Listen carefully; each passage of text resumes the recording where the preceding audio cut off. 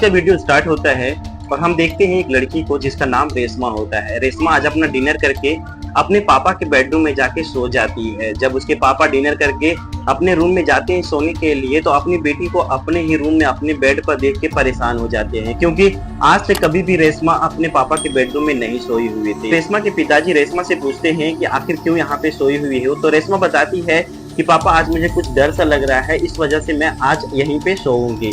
लेकिन रेशमा के मन में कुछ और ही चल रहा था। अब जैसे जैसे रात गुजरती है रेशमा का नींद खुल जाता है और रेशमा अपने पापा को सेड्यूस करने लगती है और धीरे धीरे पापा भी उसके भूल जाते हैं कि यह मेरी बेटी है और उसके साथ नाजायज संबंध बना लेते हैं। अब ऐसे ही कई दिनों तक चलते रहता है और आखिरकार जब गांव समाज में यह बात फैलती है, जब सबको पता चलता है, तो रेशमा सुसाइड करके अपनी जान ले लेती है। तो आखिरकार रेशमा ने क्यों उकसाया था अपने पापा को इस नाजायज संबंध के लिए, देखेंगे वीडियो के आगे। वीडियो में आगे बढ़ने से पहले आपसे रिक्वेस्ट करना चाहेंगे, अगर अभी तक आपने मेरे चैनल को सब्सक्राइब नहीं किया है तो प्लीज कर लीजिए, ताकि आपको ऐसे ही वीडियो देखने के लिए मिलता रहे। कहानी है मध्य प्रदेश के एक छोटे से गाँव की, जहाँ पर रेशमा रहती थी। रेशमा के साथ साथ उसके माता पिता और उसके 2 छोटे भाई बहन भी रहा करते थे।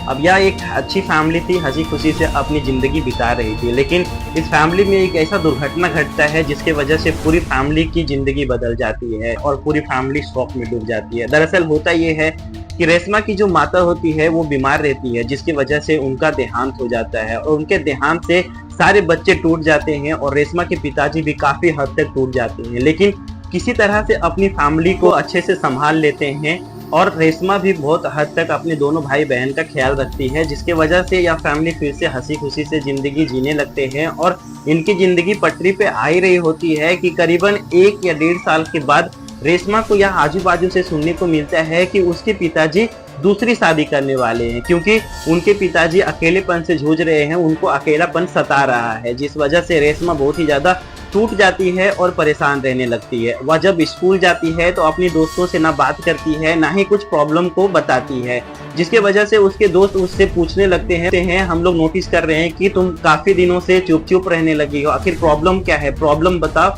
तभी तो कुछ सॉल्यूशन होगा। तब रेशमा अपना प्रॉब्लम बताना चालू करती है। वह बताती है कि मेरे पिताजी दूसरी शादी करने वाली हैं और यह बात को मैं सोच के परेशान हूँ कि अगर दूसरी माँ आई तो हमारे अच्छे से ख्याल रखेगी कि नहीं, या फिर हमारे जो छोटे भाई बहन हैं उनको मारे पीटेगी तो नहीं। तो ये बात सोच के मैं परेशान हूँ। तब उसकी दोस्त एक सजेशन देखती है। तब से यही सजेशन इस स्टोरी का सबसे टर्निंग पॉइंट है और इसी के वजह से कांड हो गया।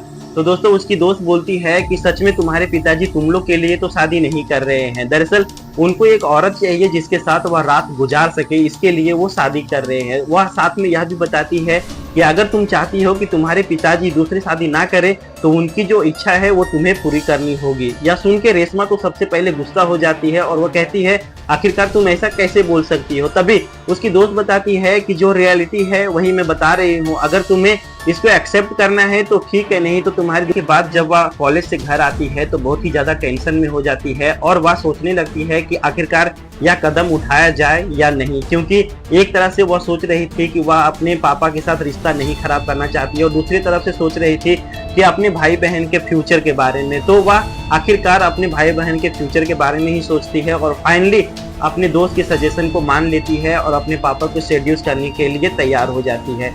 अब रात हो जाती है और रात में जब खाना खा के उसके पिताजी जब जाते हैं अपने बेड पे सोने के लिए तो अपनी बेटी को वहां पे देख के शॉक हो जाते हैं, क्योंकि आज से पहले रेशमा कभी भी उनके बेडरूम में नहीं सोई हुई थी।